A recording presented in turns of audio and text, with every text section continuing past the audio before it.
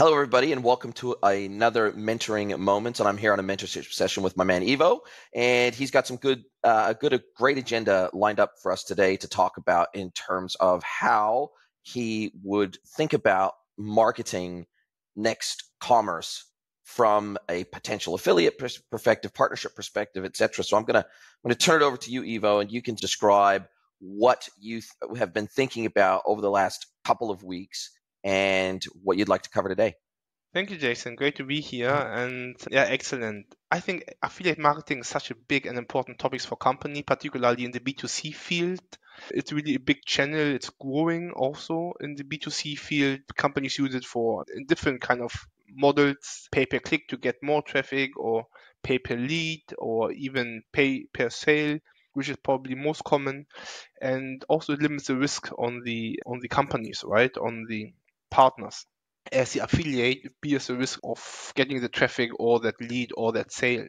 So I wanted to explore with you the potential for Next Commerce in particular, if this is something that we could do, as we have that tool that allows us to brand, to basically to sell that product, for instance, in the branded environment, right? It gives more trust than on other platforms. So the benefit is that the affiliate partner doesn't need to have an online shop.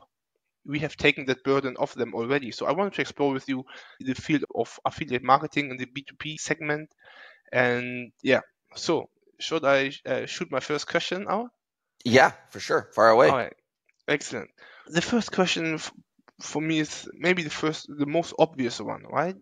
Do you think affiliate marketing can make sense in the B2B field? And maybe we can also cover the different segments. Of course, there are products that are more individualized, and then there are products that are more standardized. If we think about office equipment, or if we think about workwear or telecommunications, these are very much standardized products or even services. But is it everything that's out there for B2B, or do you think maybe there are also other fields? So these are my first questions to kick us off. It's a great question. I think you're on the right track in terms of how do we think about building a network of partners that are in a position to be able to promote our platform across media channels that they own primarily. It doesn't have to just be media channels, doesn't just have to be blogs and other networks of business websites, informational websites, news websites. Those are, when we think of affiliates in the B2C and D2C world, that's usually what we're thinking of. We're thinking of affiliate networks or affiliate platforms that we can join where we offer a percentage of a click or percentage of a lead or percentage of a conversion based on traffic that is sent to our website from those platforms. And so most affiliate platforms are effectively two-sided marketplaces. You have publishers on one side, which are the people that own these blogs, own these websites, etc. And on the other side, you have the vendors, such as yourself, or such as an e-commerce website, for example, that wants to do affiliate marketing in the B2C or D2C world.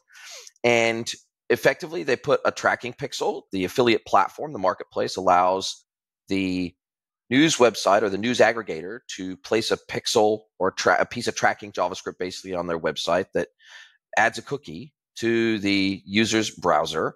And then when they go from that affiliate platform to the third-party platform and make a purchase or do whatever it is that they've agreed to do, then they pay them out on a percentage basis, on a monthly basis, and the platform actually pays the affiliate, and the merchant pays the affiliate platform. So really, they're just a middleman. Those affiliate platforms are just a network. They provide a bit of technology, and they are the middleman / middlewoman between the affiliate and the vendor. Now, we've got a similar sort of a model in the SaaS world, in that typically what you would have is you wouldn't necessarily have an affiliate being a publisher or a news outlet or a blog, although they can be. Typically, they are agencies or other technical partners. Those become your affiliates, even if they don't necessarily sell your platform, i.e., necessarily recommend the platform to their customers that they would implement. If they are to recommend that platform to either their customers or on their own website or their own blog, for example, as an agency, then they can make an affiliate fee. So in the latter model, as opposed to the former model, you have B2C and D2C focused affiliate platforms, and then you have more B2B focused affiliate platforms, right? And the latter would usually be platforms like PartnerStack or Impact.com. There are B2B marketplaces that are formed, or you can call them affiliate platforms, but they're usually called partner platforms. Partner management platforms is usually what they're known as. But today, if, for example, I work in e-commerce, for example, but let's say hypothetically, so I offer services in the e-commerce space, but and because I make content around this, I could join up. In fact, I am a member of PartnerStack because there are certain platforms that I solution on that manage their technical partners or their agency partners or their consulting partners through PartnerStack. But there are a lot of other platforms that offer an affiliate program through PartnerStack that I don't represent, I don't work with, I don't recommend. But if I wanted to, let's say I wanted to recommend those platforms or create an ad around those platforms and place that ad in my own podcast or in some of my own written content or in my blog on my website. If I wanted to do that, I could do that through impact.com or through partnerstack.com.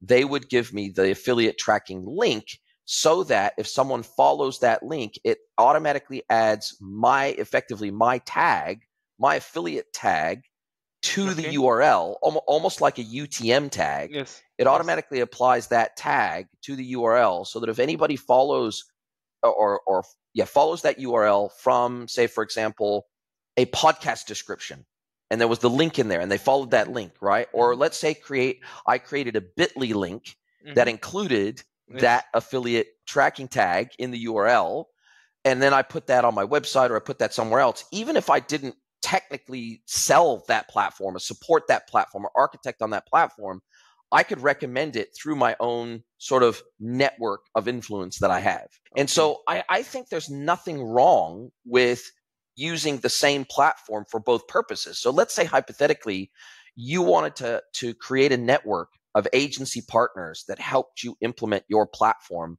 with their clients that happen to be manufacturers or wholesalers that they have a dealer network. So you obviously want to create partnerships in that way that they can actually recommend the product into new solutions that they're building for their clients. But that same platform, so let's say hypothetically, again, you're using PartnerStack. You could create effectively an affiliate program through PartnerStack that is independent of the formal partnership program that you have for agencies. You could almost have two tiers. You could have your standard, so you could have tiers, right? You could have formal partner tiers, which I don't know, let's just say hypothetically, I don't know, let's say you have a partner tier that says we give our partners 20% of all our SaaS revenue for the life of the customer. Let's just say. But you could have a lower tier, which is in effect, instead of being a reseller tier, you could have a referral partner tier, where the only thing they do is recommend it. And that could be directly to their customers, or it could be through their own media channels, etc. And then other people and other, I guess, industry luminaries, so to speak, that have their own sphere of influence who don't do implementations at all. Because there's lots of consultants out there like me who don't do implementations, but they have a level of influence in the industry where they are able to promote your platform in the right situation, right? And to say, hey, or even if it's someone asked them a question in a Slack channel, hey, what's a good platform for this? Or maybe they've got an email newsletter that they send out to their customers, and they decide to feature you in their newsletter and then put that affiliate link in the newsletter because they'll get credit for that.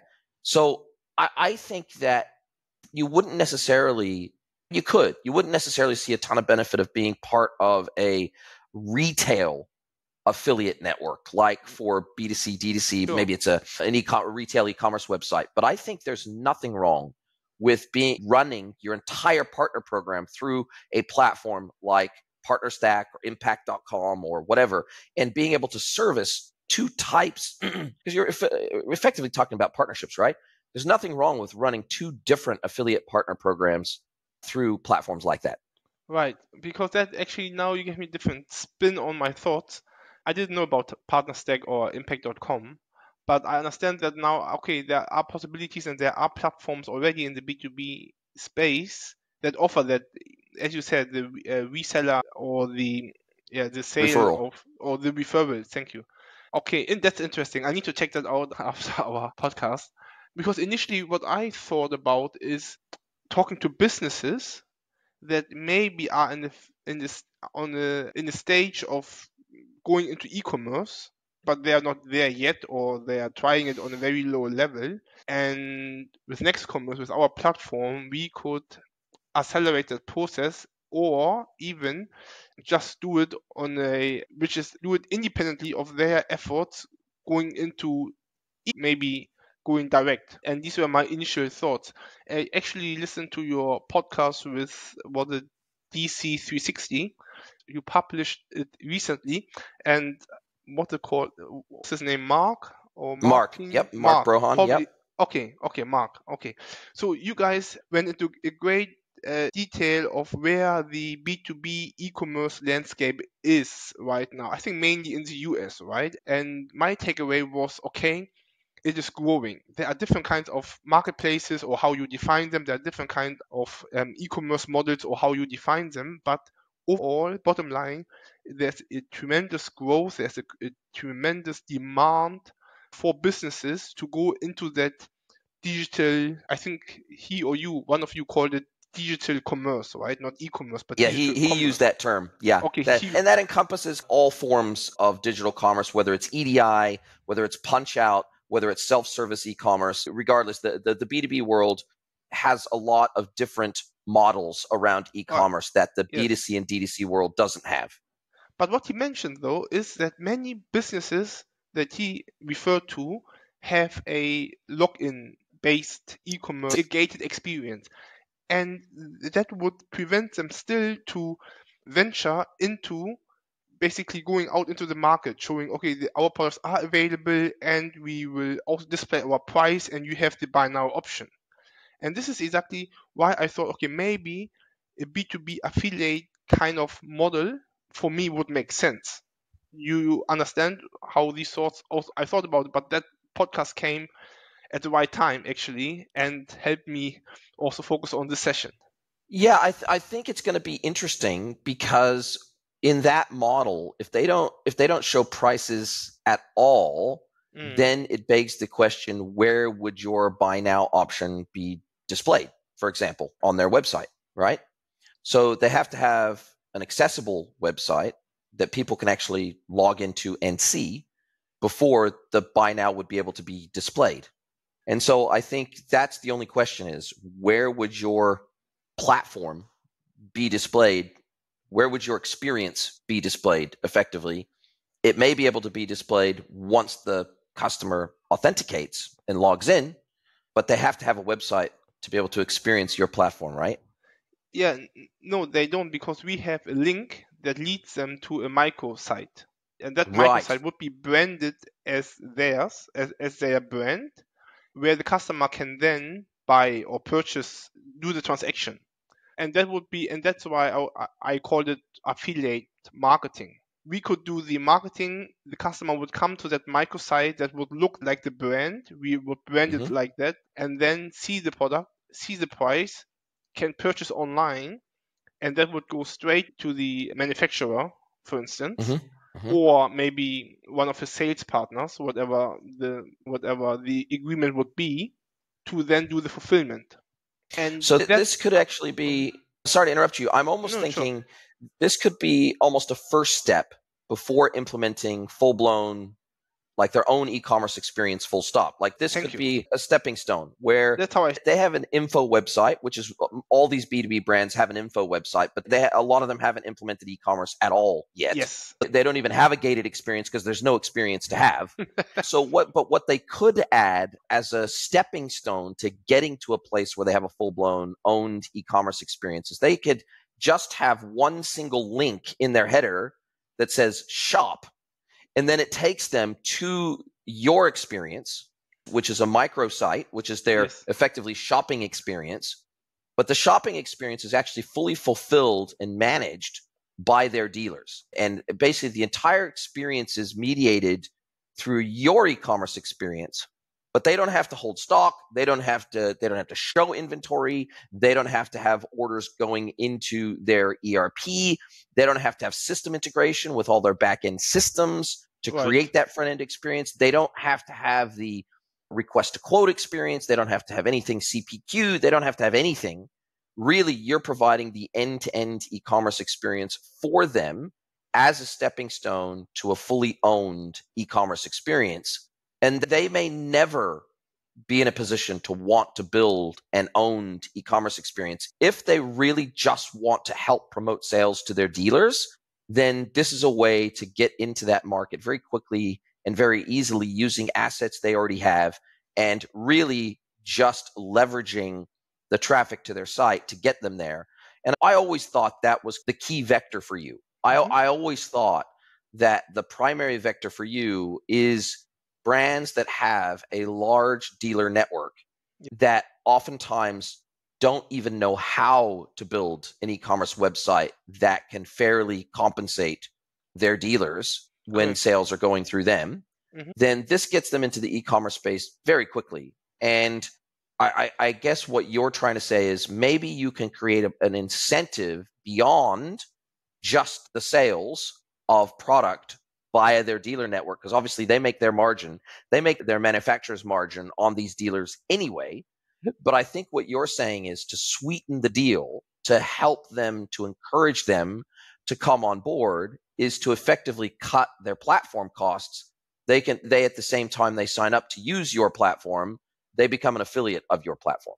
That's it. That's exactly it, Jason.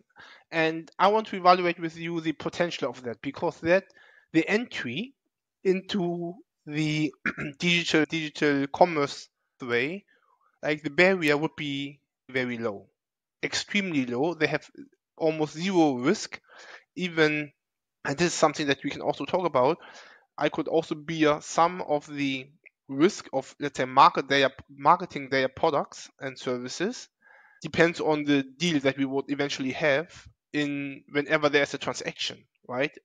And this is what I package under B2B affiliate marketing in this for our discussion. But you got it point on. And in your current business model, who normally pays the fees, the transactional fees that you guys make your living on going through the platform? Is it the merchants that list? Is it the dealers that actually list their products through your platform? Is it them? So if a transaction goes to them and it's routed to them, then effectively you're taking a percentage of that sale, right? Because you've helped them secure the transaction. So you're charging them. You're not charging the dealer themselves, the manufacturer. You're not charging the manufacturer anything. You're charging the dealers that list on that effectively marketplace. And you're only charging them when you secure a sale for them, right? Is that the basic business model of how you guys make your money? The basic business model is actually that we charge the brand for using the platform, and they can then list as many dealers as they want.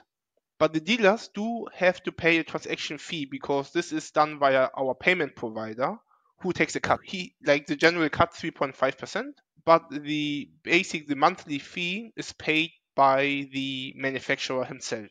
But now in this affiliate model, it could look like us marketing the products of that manufacturer, and whenever there's a sale, the dealer would still pay the transaction fee, and we can then show the manufacturer, look, there have been X number of sales last month through our platform, and for that you need to reimburse us whatever the agreement is.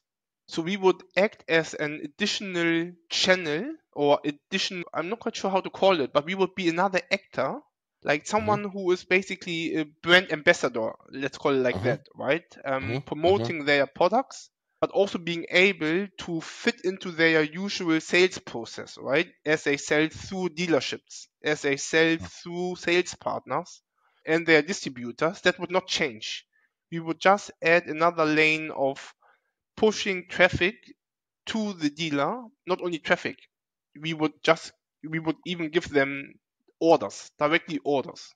So that was the thought behind it. And then the question is, okay, would that take us a bit off our core business where we want to sell our platform to the manufacturer to help him, let's say, convert his marketing via his dealers? Or should we play the role of marketeer, like external agency that drives traffic our platform and then drive orders to the dealers? That's a really good question. And I don't know the answer to that off the top of my head in terms of which one would be more commercially beneficial for you and the manufacturer, the brand. I would tend to think that your costs would be infinitely higher if you were also taking on the responsibility of effective. You'd almost become like a blog in the sense that you'd be driving traffic to your blog, but it's in this case it's a sales platform. Mm-hmm. But you would be taking on the role and the responsibility of effectively marketing your platform and the brands that are on it, as much like an Amazon would, that they do marketing to drive people to their own website, right? They clip the ticket on the sales, but they drive traffic to their own website. When they do a lot of marketing around Amazon to get new customers to become Amazon customers through Prime, et cetera, et cetera.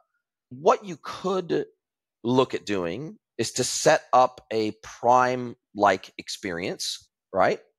Where you charge a membership fee for customers to access all the brands that are on your platform. And then you have subscription revenue coming in, right?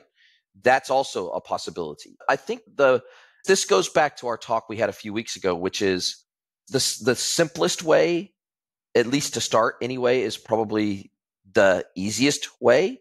Because all of a sudden now, when you start layering on complexity on top of your core business, which is providing technology, all of a sudden now you're introducing more variables into the equation and you're introducing more risk into the equation. I think that at least as you're starting out, making a really clear and compelling value proposition to the brand, saying, look, for your $500 a month, $1,000 a month, whatever it is you end up charging or tiering or whatever it is you do, it feels like that's a very clear value proposition to those brands. It's, hey, you don't have to stand up an e-commerce platform of any kind. We're going to, and you don't have to run the risk of alienating dealers when you do that, because you will alienate dealers if you go this route. So to short circuit all of that, not have you go through the process, not have you go through this massive expensive e-commerce build, they could still set up e-commerce for their dealers, meaning B2B e-commerce for their dealers, so that the transactions where their dealers buy off them, they would still need to implement e-commerce for that. A lot of times today they don't do that, but what they wouldn't have to do is to ever set up a direct-to-consumer experience. That's really what you're replacing. You're replacing the D2C experience. You are not replacing the B2B e-commerce experience between them and their dealers, right? So, but what you are doing is you are creating the D2C experience without them having to build that or specialize in that. And for B2B brands, where they normally sell only to dealers, they don't have any D2C capability. They don't have any ability to run that experience. So now that I think about it, you've raised a very good talking point, which is that even if they built a D2C website, they would still have to drive traffic to it. They would still have to do performance marketing. They would still have to potentially do influencer marketing. They would still have to drive traffic to that experience. If they wanted to grow the brand, they would still have to drive traffic to that experience, right? So it's a very good question. It's a very good question. You could potentially have tiers. So here's the tier whereby, okay, you're driving already massive amounts of traffic to your website. You don't need to do any additional D2C marketing because you think you've already got that nailed. Maybe you've already got an in-house team that's driving traffic to your brand already. Maybe you've got that skill and capability in-house. Okay, cool. You just pay us the platform fee and you go for your life because you're already doing all those D2C efforts in your business today. But maybe they even have a D2C website. Maybe it's on a Shopify or something like that today. And they could just get rid of all that. They could get rid of all the headache, all the hassle, and just basically let you run that for them, right? So, but maybe you have another tier that is a maybe this is where the affiliate tier comes in, whereby you say, okay, you still have to pay for maybe you still have to pay for the platform, maybe not. That's up for debate. But we're going to become an actual full-blown affiliate partner with you. We're going to drive the traffic that you can't to your D2C experience, which your D2C experience is going to be on our platform. So we're going to be driving and paying and driving with that. But effectively, it's almost like a reverse affiliate program in the sense that you become the affiliate of theirs, right? Yes. Which transactions you're driving because you have the receipts, basically. That's it. And so I think this is a very look. I'm not aware of anyone else doing this model, and sometimes that's just disruptive enough to be very interesting, right? So I think it's absolutely worth thinking about. I went through this mental exercise with you verbally because I didn't really have a full picture of what you were thinking, but now it makes sense to me, right? For brands that drive enough traffic and they've already got their household name and they've already got dealers wanting to come to them, and they've already got D2C customers that would like to buy their goods, then obviously you just need to provide the platform and the avenue to allow that to happen. You act as the facilitator, right? You act as the marketplace to allow that to happen. But in scenarios where brands aren't a household name and aren't driving a massive amount of traffic to their website, but they would like to do some form of direct-to-consumer sales without pissing their dealers off, then this kind of affiliate style program could work really well for them. I think it's just how you price it. I think that's the key. Yeah. And also interesting that you called it reverse affiliate program, but you gave me a lot of new thoughts and how to distinguish those two models that you just described, right? Because yes, we talked last time or in our previous session, I think we talked about the pricing. I'm not quite sure. Yeah, pricing of your SaaS platform, how to price it, and how to create the tiering. Exactly. And now there was also one of the thoughts where I was, okay, when we initially started out our mentorship sessions, what I wrote down and said, okay, this is also something that I wanted to talk to you about. And you gave me much more clarity. And maybe I have one final question.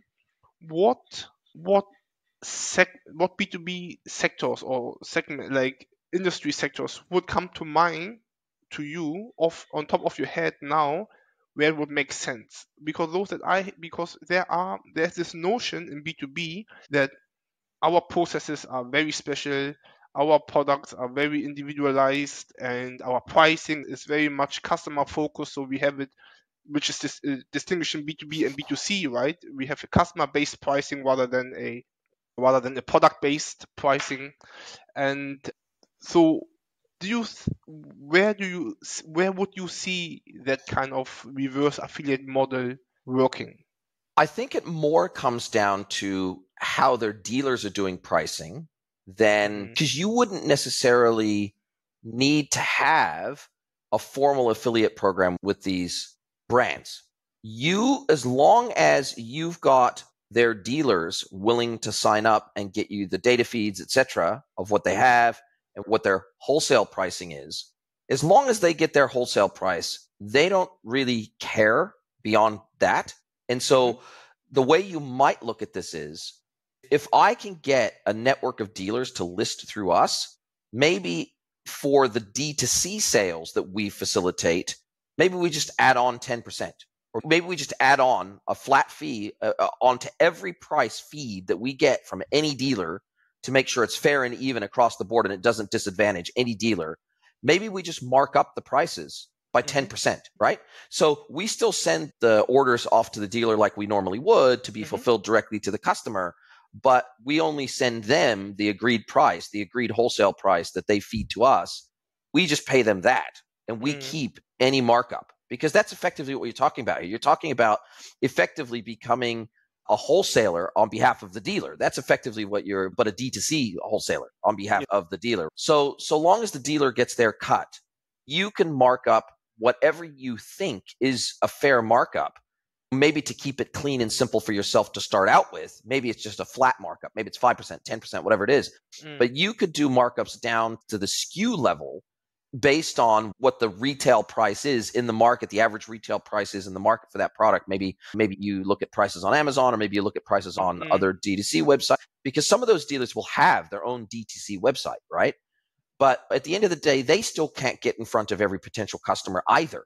And if your platform is starting as effectively a marketplace platform, starting to drive a truckload of traffic, and that you can then cross-pollinate and cross-market, right? The only concern I have in that environment is, would the brand then look at you as a competitor? And would the dealers potentially look at you as a competitor? I don't know. That's the challenge, right?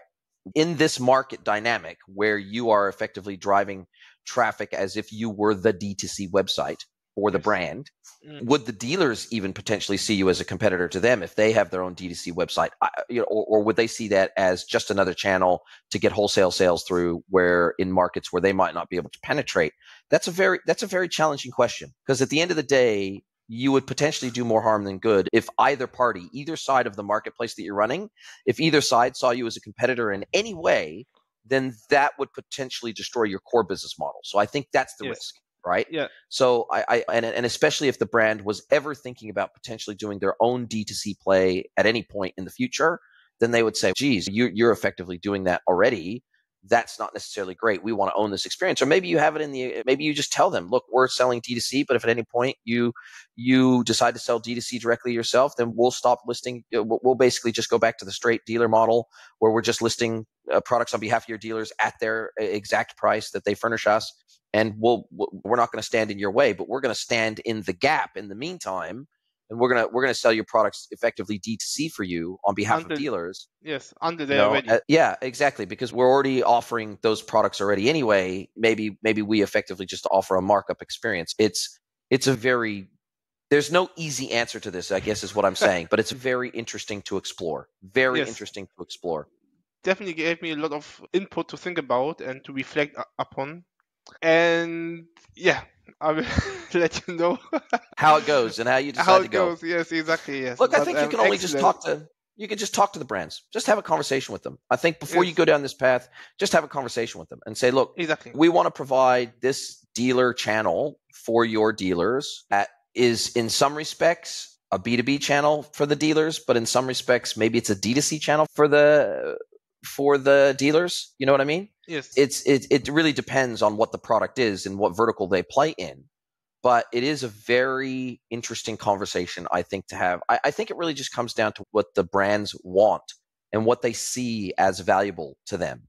Mm-hmm. But again, there are probably some brands where you could go out and talk to their dealers directly without the brand even knowing, because you don't necessarily need the brand to know. Because your business is actually with the dealers. The transactions and everything are through the dealers. They're not through the brand, right? Exactly. They are if the brand wants to establish effectively a dealer sales channel on their own website. But if they didn't want to do that, then you could always just do a deal directly with their dealers. So it really just depends on what. Actually, really? What happened after our podcast, one of your listeners reached out to me, and who is some sort of a distributor who wanted to learn more about the product, and we are in conversations, and where I'm not directly talking to the brand, but to the distributor of that brand. I know who this is. I know who it is. I recommend it to you. Okay. Yes, that's amazing. Yeah, that's amazing. That's amazing. Yeah. He reached out to me and said, oh, this could be good for our business, because I'm not a manufacturer. I'm a dealer. And do you think this platform could work for me? And it was like, yeah, I think so. But the thing is, he's not just a dealer for one brand. He's a dealer for many brands. And so this effectively allows him to create a sales experience that is only for him. So almost like he's the manufacturer's brand, right? So this is also another very interesting potential channel for you, is dealers like him, where he wants to list all of his products that he's the dealer for on a platform like yours, that effectively he lists the buy link for the microsite on his website instead of the brand's website. So it just feels to me like this is potentially a solution for a lot of B2B sales channel problems. We are getting there now. So there are definitely opportunities or different options, let's put it that way. And now the question is, what is the best route to market, the best go-to-market approach, and that has the most traction, right? That resonates with the customers out there. So yeah, looking forward to explore that one in our next session. Amazing, Ivo. Look, fantastic conversation as always. You come with the fire, you come with the heat, you come with the really challenging, hard questions, and I like that. And because this is an area that I'm not like that I don't specialize in, I really can only draw from my personal experience in the market working with B2B manufacturers to try to think of things through their lens. But I feel like your platform has a lot of other ways to look at it and to consider it and to consider markets for it. So I'm really happy to be pushed to explore these alongside you. So really appreciate the I mean, agenda and look forward to catch up in a couple of weeks. definitely, and it was excellent. I loved that session. Again, Jason, beautiful. So thanks a lot. See you next time.